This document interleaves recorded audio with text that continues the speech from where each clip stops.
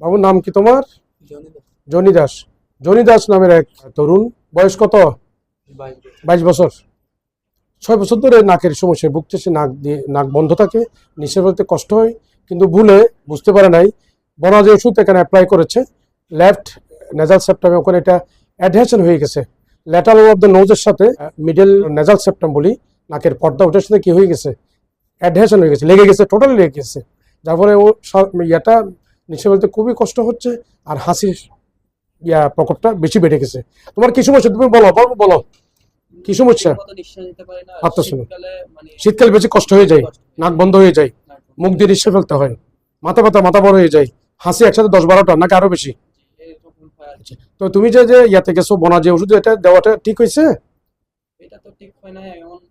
এখন তুমি আরো কষ্ট হয়েছে না?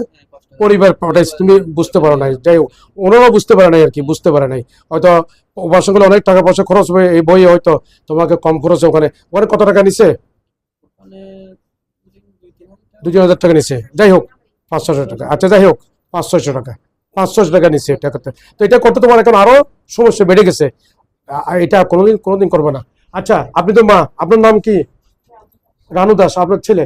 তো আপনি যে ওই বাচ্চার এই যে 6 বছর ধরে কষ্ট পাচ্ছে, আপনি তখন কোনো নাক কান ডাক্তার কাছে যান নাই? কেন আশেপাশে কোনো নাক কান গলা ডাক্তার ছিল আপনার অ্যাভেলেবেল ছিল?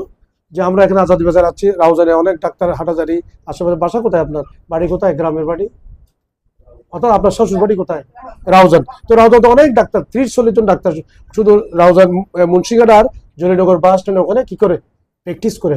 আমি তো 7 বছর ধরে বসি না, কিন্তু ওখানে অনেক ডাক্তার বসে, ওদেরকে দেখাতে পারতেন অ্যাটলিস্ট। নাকের জন্য নাকের ডাক্তার, কানের জন্য কানের ডাক্তার, চোখের জন্য চোখের ডাক্তার।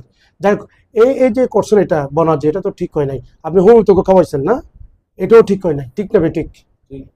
আপনি বলেন, আপনার এখন আপনার অভিব্যক্তি বলেন, আপনি জিনিসটা ঠিক করছেন? করেন নাই। হ্যাঁ ঠিক করছেন, ঠিক করেন নাই, কোনো সময় ঠিক করেন নাই, ভালো বলছেন। তো উনি আসলে বুঝতে পারে নাই, বেচারি গ্রামের মহিলা বুঝতে পারে নাই। তো আমরা অনুরোধ করব ওনার সাথে একটু কথা বলি। আপনার কি বক্তব্য এই যে ওনার ব্যাপারে? হ্যাঁ জি জি, আচ্ছা। তো সময় তো দর্শক, আসলে জনি দাস একটা ইয়ং ছেলে, ওর এখন আবার সার্জারি লাগবে। এটা আমরা এসএমআর করবো, সাব মিউকোসাল ডিসেকশন অপারেশন করব। নাকের পর্দাটা যে একটা অ্যাডহেশন হয়ে গেছে, লেগে গেছে, এটা আমরা খুব কষ্ট হবে, যদি করতে হবে, না করলেও কষ্ট পাবে ওর নাকটা ফ্রি হয়ে যাবে আমরা যদি করে উপাসনা করি। আর হাসির প্রকোপটা, টেন্ডেন্সিটা কমে যাবে, বাট 100% কি হবে না, কিউর হবে না। তো আমি অনুরোধ করব, যদি কারো নাক ডেভিয়েশন থাকে, নাক বাঁকা থাকবে, নাকের পর্দা বাঁকা থাকে, তারা কোনো সময় বনাজি, হোমিওপ্যাথিক, কবিরাজি যাবেন না, কারণ এটা হিতে বিপরীত হয়ে যায়, কমপ্লিকেশন, বুড়ি কমপ্লিকেশন অ্যারেস্ট করে। আমাদের কাছে, আমি 30 বছর ধরে প্র্যাকটিস, এখানে অনেক রোগী দেখছি, তারা জীবন ধ্বংস হয়ে গেছে। যাবেন না, কোনো সময় যাবেন না ওদের কাছে। যার যে সাবজেক্ট, রেসপেক্টিভ সাবজেক্টের কাছে যাবেন। ধন্যবাদ। আসসালামু আলাইকুম।